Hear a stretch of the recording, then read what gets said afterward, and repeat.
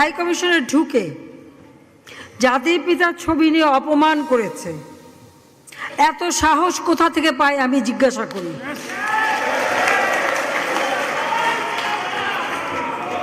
আমি জানি না আমাদের হাই কমিশনে এখন কারা বসেছিল এবং তারা সেখানে কিছুই করতে পারলো না কেন, সেটাও বড় প্রশ্ন।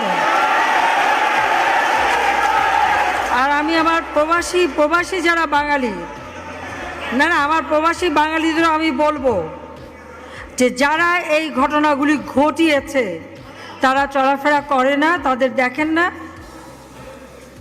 যে হাত দিয়ে জাতির পিতার ওই ছবি নিয়ে তারা ভেঙেছে, তাদের যা উপযুক্ত করা উচিত সেটা করতে হবে। কারণ জাতির পিতার নাম মুছে ফেলার চেষ্টা করা হয়েছিল, তো তারিখ যেহেতু দূরের কথা, ওর বাপ তো চেষ্টা করেছিল এই নাম মুছতে, ওর বাপও চেষ্টা করেছে, মাও চেষ্টা করেছে। তারা কি পেয়েছে নাম মুছতে? পারে নাই। ইতিহাস কখনো কেউ চাপা দিতে পারে না। আর জাতির পিতা তার 7 মার্চে ভাষণে বলে গেছে যে বাঙালিকে কেউ দাবায় রাখতে পারবে না, পারে নাই দাবায় রাখতে। তা আজকে এত বড় দুঃসাহস হয়ে যায়।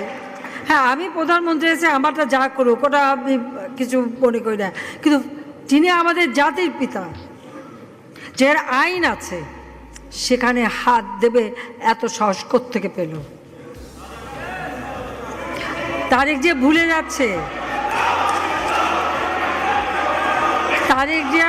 যাচ্ছে যে তার মা দুর্নীতি করে জেলে গেছে।